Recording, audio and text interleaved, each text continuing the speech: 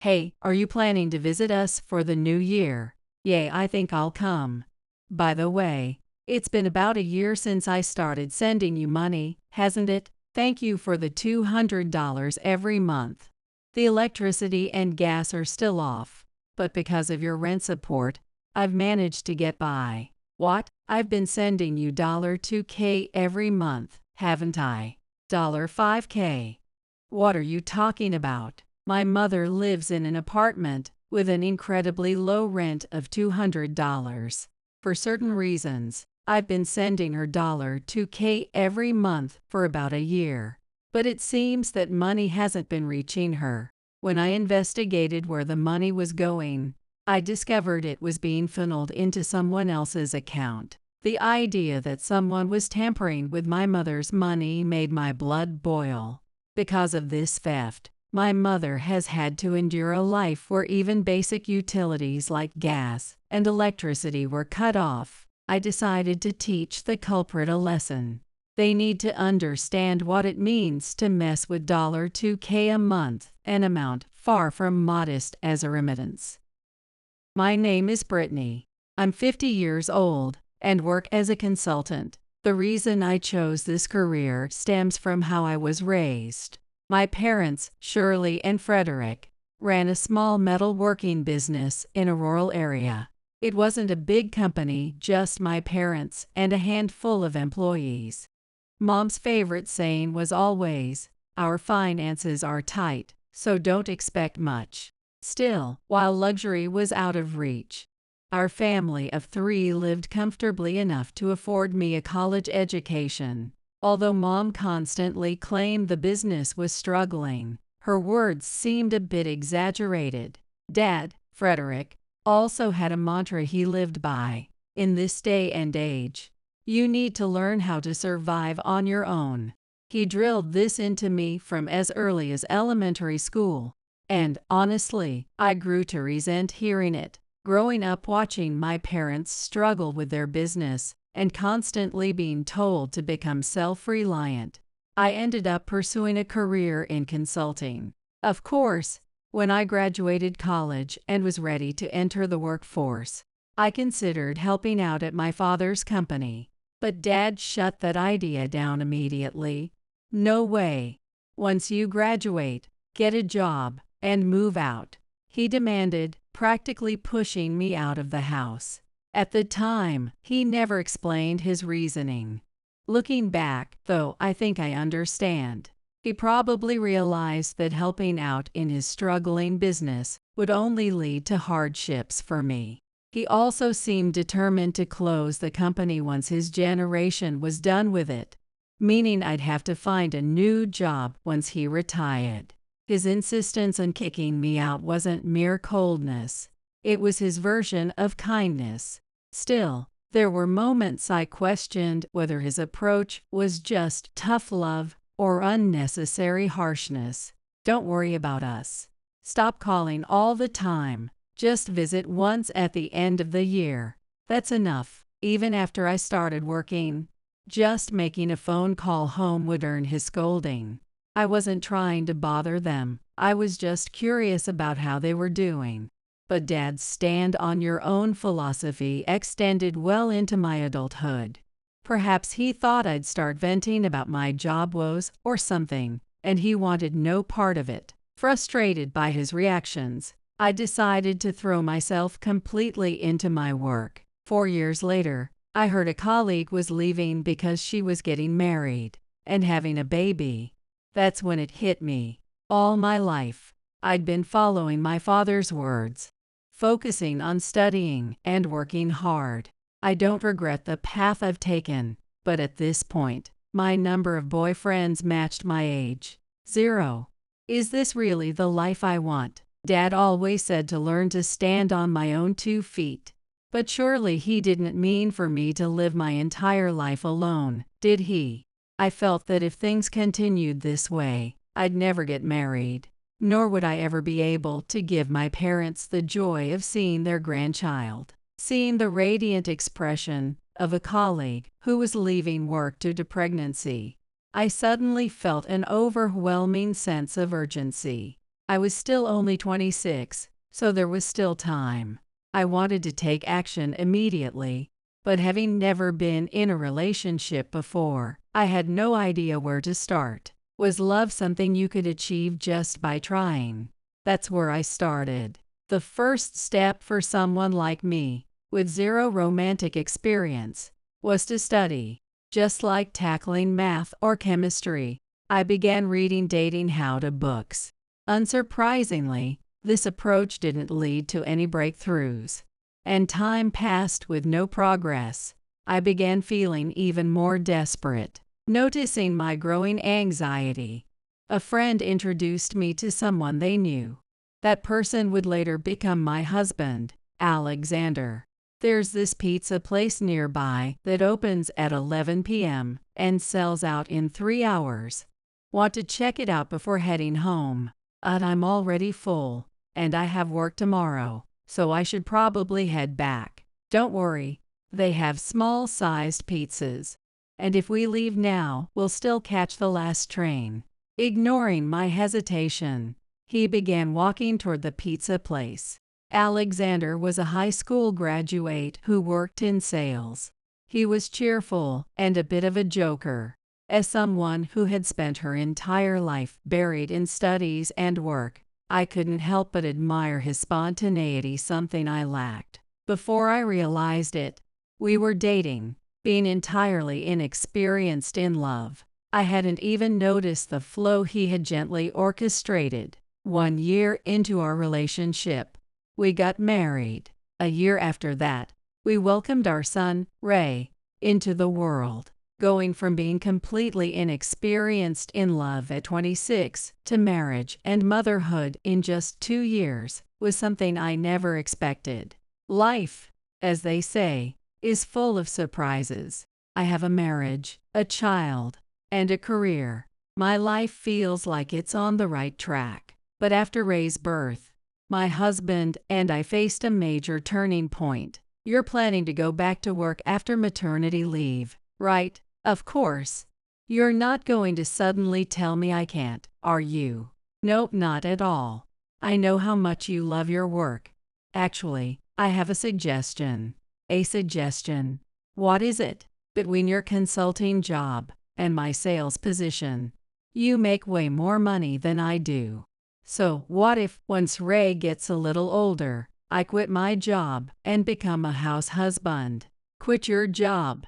Yes, but once Ray starts elementary or middle school, I'd pick up some part-time work. I thought his proposal made sense.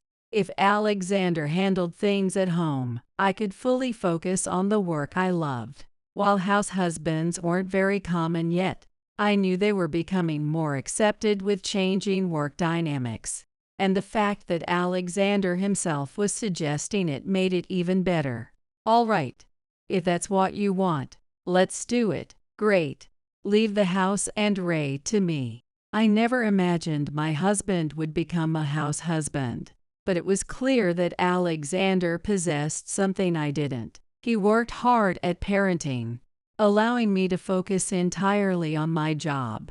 When our son Ray became a junior high school student, Alexander started working part-time at a cafe, though he had no prior experience in food service. His background in sales and his naturally cheerful personality made the job a perfect fit. He genuinely seemed to enjoy it. Time passed, and before we knew it, Ray had graduated college, found a job, and moved out. Our journey as parents was complete. Thank you for everything. You've made it possible for me to focus on my work all these years. No, you helped out with raising Ray despite your busy job. And honestly, your hard work gave us a life without any real financial worries. In our now slightly roomier home, Alexander and I shared words of gratitude for the journey we had navigated together. I envisioned a more relaxed, tranquil phase of our lives as a couple. But true to form, Alexander surprised me with something I hadn't anticipated. Now that parenting is officially over, I've got a favor to ask. What is it? You're acting as restless as a child who needs to use the bathroom. Well, I want to open my own shop. A shop.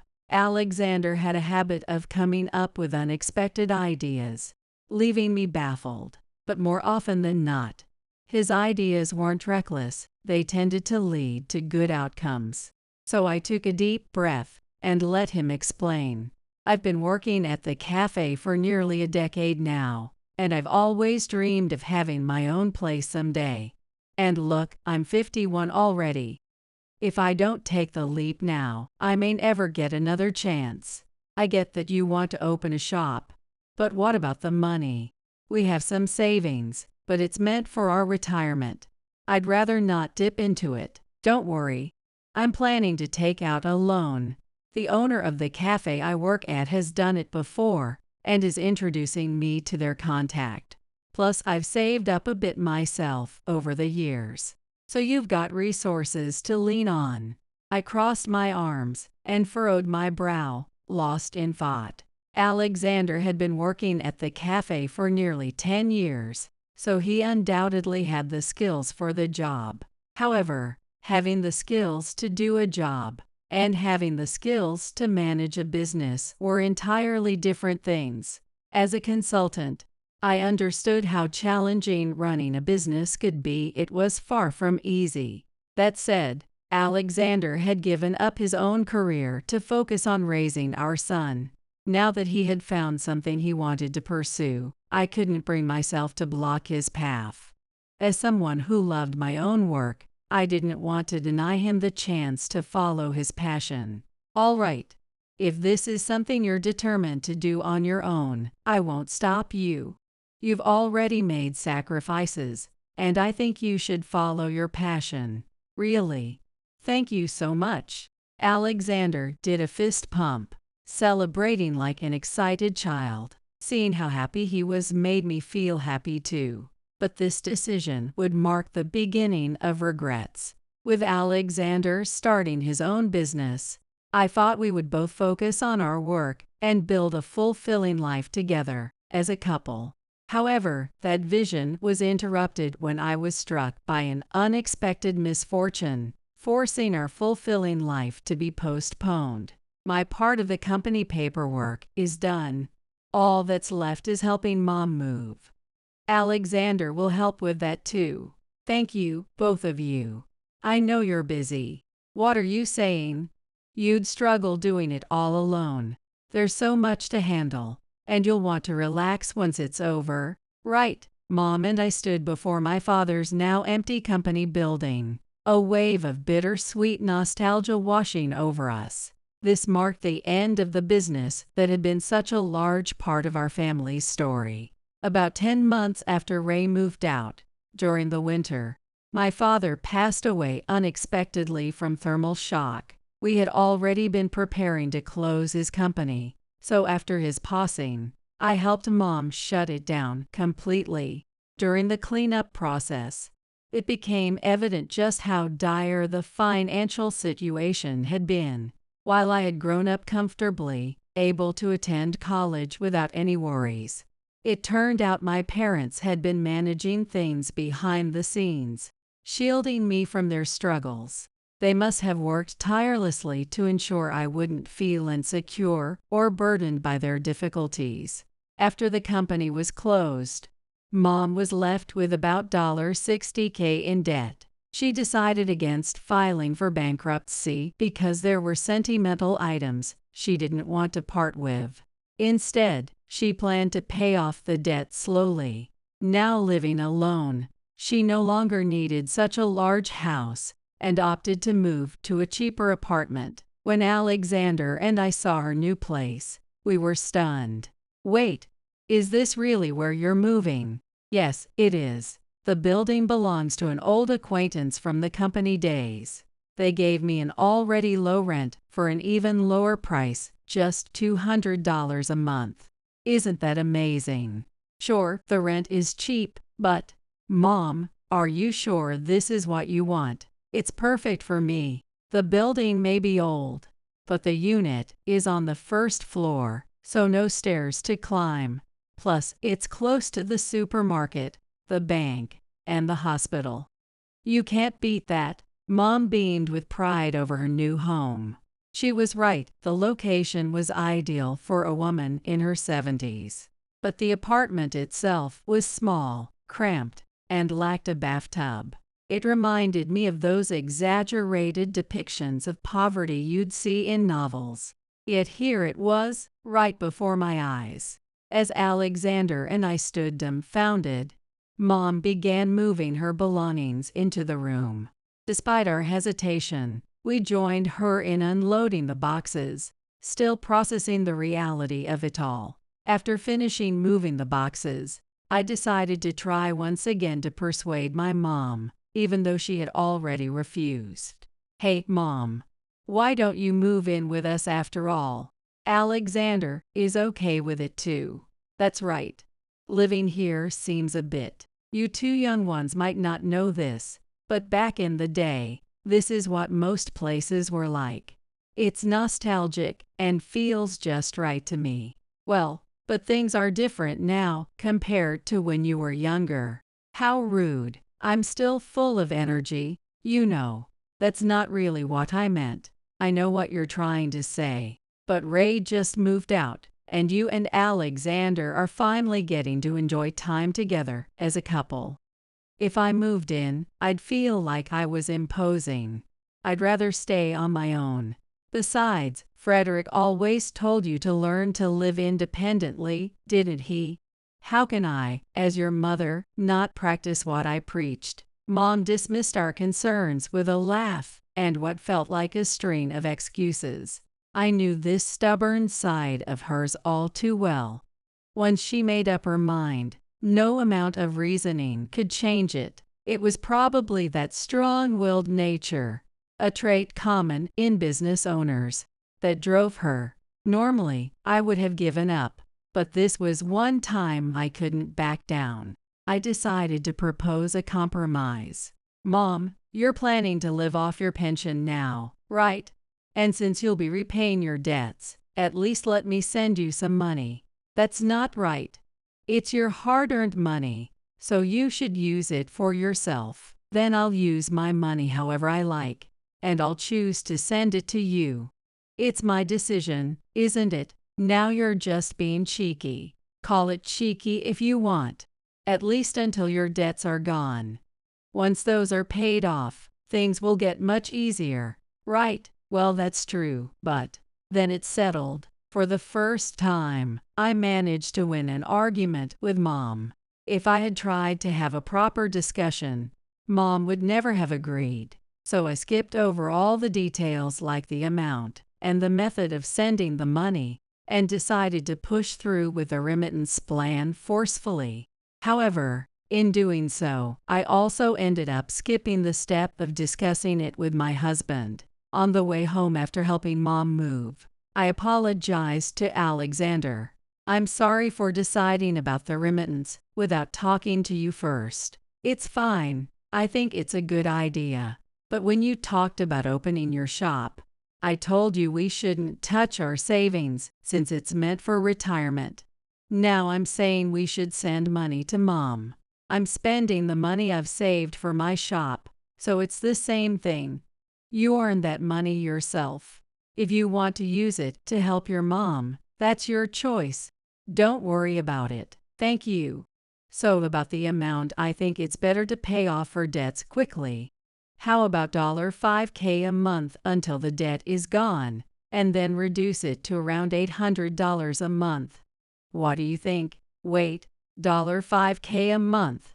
When you said until her debts are gone, did you mean we're paying them off for her?" "Yes, that's what I meant. I thought you were planning to cover her living expenses while she used her pension to pay off her debts. Then once her debts were cleared, we'd reassess the amount. $5K a month. That means it'll take a year to pay off her debts." "I'm sorry, I pushed things through so quickly that I didn't explain properly. It'll actually take more than a year to pay off her debts." "Does that mean the remittance is a no-go?" "No, I already said you could use your money for this, so I can't go back on my word now. You're so stubborn about the strangest things." Thank you. Although Alexander had a hesitant expression, he agreed to the $5K monthly remittance. I doubt many husbands would be this understanding. I truly married a good man. A few days later, Alexander and I went to the bank to set up the automatic transfer. I'll take care of the setup, he offered.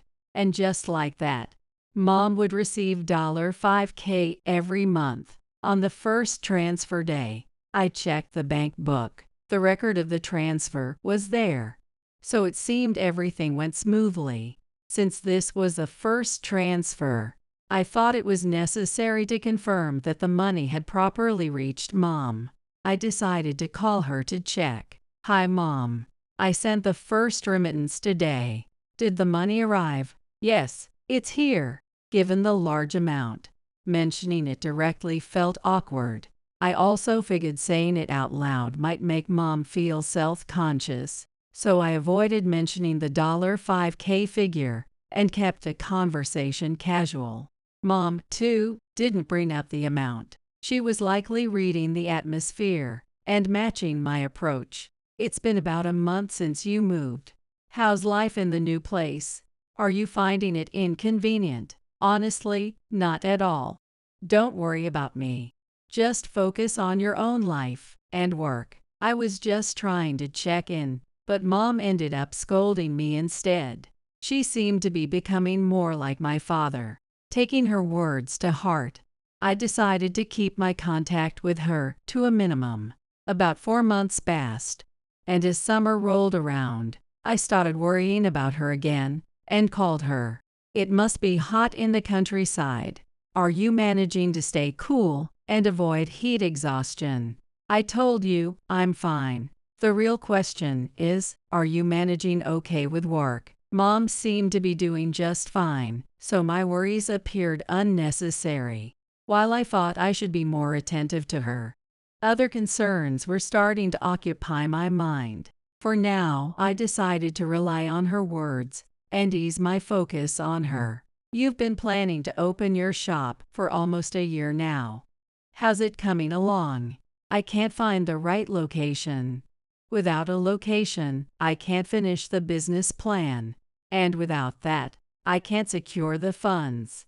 You're usually so quick to act and bold in making decisions. It's unusual for you to take this long. Well, it's about the shop. I have to be cautious, don't I? It seemed Alexander didn't want me to bring up the shop too much. Whenever I did, he quickly tried to steer the conversation away. He probably knew better than anyone that he couldn't afford to delay things forever. A few more months passed, and as winter set in, Alexander's plans for his shop finally started moving forward. The scale ended up being much smaller than I initially planned. But the location is good, right? Yay! Plus, it's a fully equipped handover, so the renovation costs are much lower. That's why I chose it. With his dream almost realized, Alexander's face was constantly lit up with excitement. It seemed I no longer needed to worry about him. I turned my attention back to Mom. Hey, Brittany, are you coming here for New Year's? Yeah, I'm planning to. By the way, it's been about a year since I started the remittance, hasn't it? You should be nearly done with the debt, right?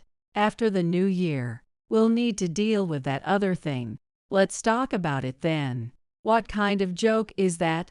There's no way it's almost done. Don't make me laugh. Thanks for the $200 every month. The electricity and gas are still off, but your rent support helps me get by. What? I've been sending $2K every month, haven't I? What? $2K? What are you talking about? Didn't you say you'd send money until my debts were cleared? I thought that meant you'd cover the rent so I'd at least have a place to stay. I said I didn't need any remittance, so I assumed you respected my decision and set it at $200. Isn't that right? It seemed Mom had the same misunderstanding as Alexander. I felt my strength leave my body as the realization sank in. By forcing through the remittance plan, I had inadvertently caused confusion for Mom as well. Despite having her gas and electricity cut off, she hadn't asked for help, likely because she didn't want to worry me, as always. While I wished she had told me sooner, I knew that was an unrealistic hope. What mattered now was the present. However, there was something about our conversation that felt off. I decided to organize the information and asked Mom for more details. According to my bank records, $2K had been transferred each month, but she had only received $200. So where had the rest of the money I had been sending for the past year gone? I rushed to the bank to investigate the flow of the funds.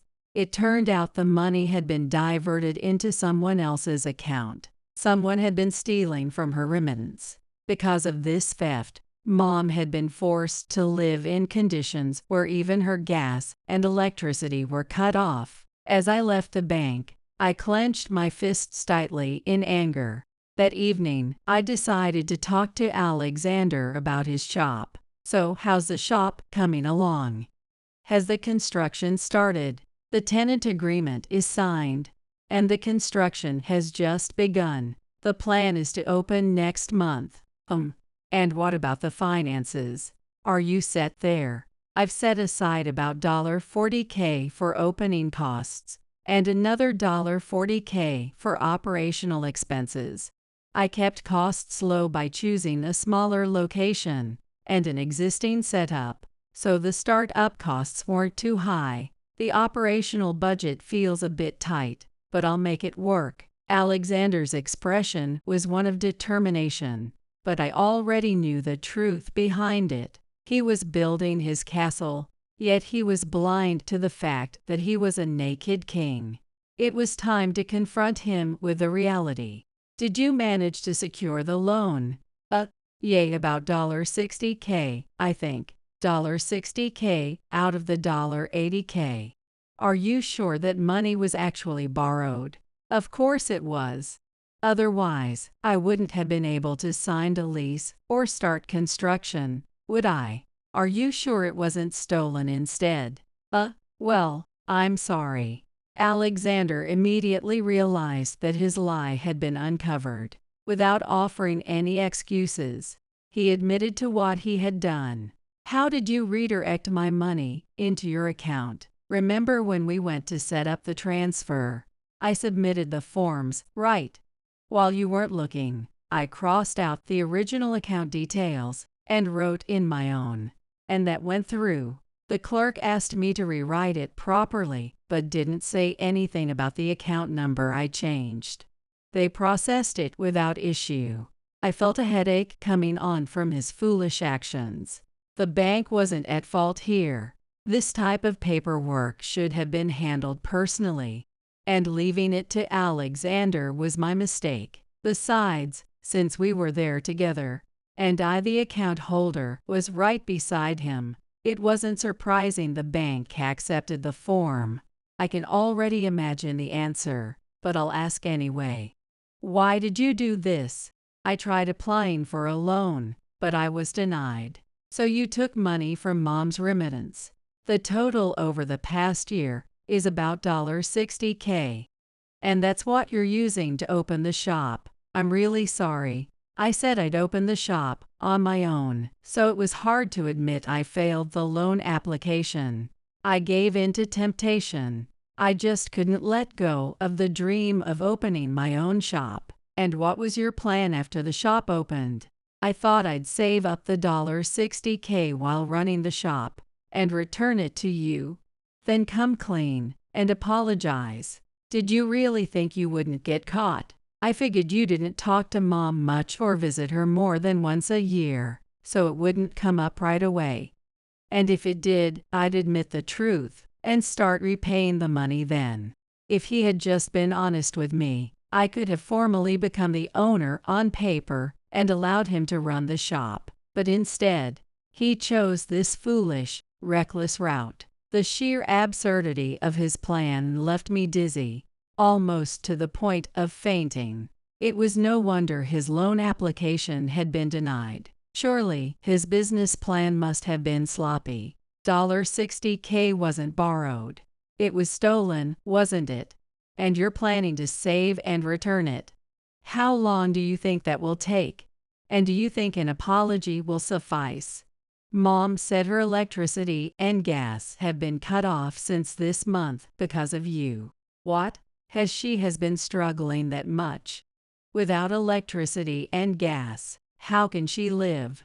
Is she okay?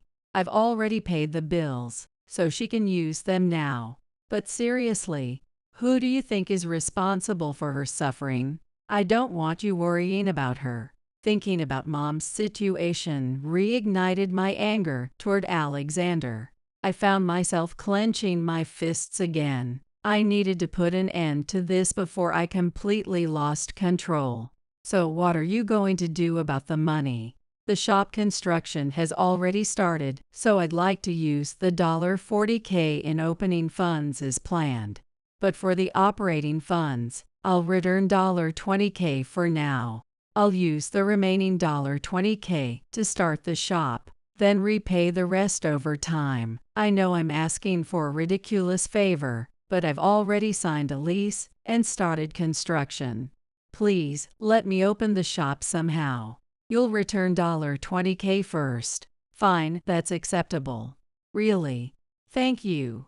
But how do you plan to run the shop with just $20K in operating funds? Well, I'll just have to manage with what I have. You still don't get it, do you?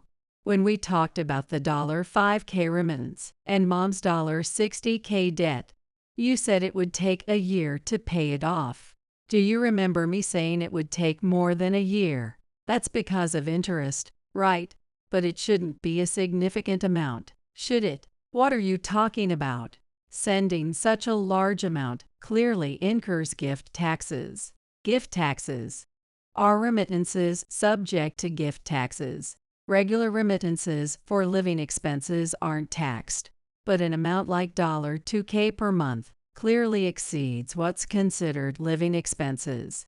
It's obvious it's taxable, but you always called it a remittance of $2K. That $2K included both living expenses and debt repayment. I just called it a remittance for simplicity. It'd be a hassle to specify remittance and debt repayment every time. And between spouses, gift taxes also apply. Does that mean I have to pay the gift tax? Exactly. Without going into deductions and other technicalities, roughly 20% of $60K would be taxed. That's about $12K. $12K on top of $60K. If you return $20K to Mom, that leaves $20K for operating funds. And from that, you'd lose $12K to taxes, $8K for operating funds. That's impossible. Rent, wages, and the first month's expenses would eat that up immediately. You'd be on the edge of a cliff the moment the shop opens. How do you plan to run it like that? I can't. Please, let's forget about repaying Shirley $20K. I thought you couldn't go back on your word. Opening the shop under these circumstances is far too reckless. Alexander likely understands that better than anyone. However, I have no intention of helping him. In fact, I plan to steer things so that the shop cannot open at all. Knowing that he won't get my forgiveness, Alexander seems to be racking his brain, trying to find a way out of this situation. He scratches his head, his face filled with anxiety. I remain silent, curious and slightly amused, as I wait to hear what he'll come up with next. I've got it. What if I say I borrowed the money instead of receiving it as a gift? I was always planning to repay it anyway, so it's technically a loan, not a gift. His suggestion was laughable. Hey, if we're being technical, you didn't borrow it, you stole it. Well, if it's theft, that might actually work better. Family theft isn't subject to criminal charges, right? So calling it theft works in my favor. You did your research before stealing the money, didn't you? But it seems you didn't research enough. While family theft isn't criminally prosecuted, I can still file a civil claim for damages. That means I can sue you and recover the $60K. How do you know all this? I looked it up before talking to you. As a consultant, my research skills are far superior to yours. So choose: either open the shop and run out of funds immediately, or let me sue you and take the $60K back right now. Even if Alexander opened the shop, it would inevitably close down soon after. Closing a shop also costs money, which would only increase his debt. If I sued him, he wouldn't be able to repay the $60K immediately. That would allow me to enforce a seizure of his shop's assets, making it impossible for him to continue running it anyway. Faced with no viable options, Alexander remained silent. At that moment, I offered him a third choice: give up on opening the shop, gather the remaining money, and return it to me. We'll just call it a loan between spouses. Fine, I'll give up the shop. Alexander decided not to proceed with the shop and slumped in defeat. Shortly afterward, he collected the remaining funds and handed them over. The money he returned consisted of the $60K he had taken from Mom's remittance and $20K he had saved on his own, totaling $80K. Out of that, $20K had already been spent on initial construction fees, tenant payments, and cancellation penalties for various contracts. Thankfully, $60K remained, which allowed him to return all the stolen money. This was originally meant for Mom, so I used the recovered funds to pay off her debts. With her debts cleared, Mom's life became much more comfortable. However, knowing that she hadn't reached out for help even when her electricity and gas were cut off, I decided I couldn't leave her to live alone anymore. I pushed forward with plans for her to move in with us. After persistent persuasion, Mom finally agreed. As for Alexander, I debated whether to divorce him, but ultimately chose not to. Though he had done something truly unforgivable by taking money meant for Mom's support, he had been a good husband up until then. He had worked hard in raising our son and had always supported the idea of Mom living with us. I believe he had genuinely succumbed to temptation this time. After giving up on the shop, Alexander returned to his part-time job at the cafe. It must have taken courage to go back to a workplace he had left while declaring he would open his own shop, but it showed how much he valued his previous job and the work at the cafe. Meanwhile, I continued focusing on my career as always. Being able to dedicate myself to my work was thanks to his support. Though this ordeal was a significant bump in the road, I believe we can continue building a good life together moving forward.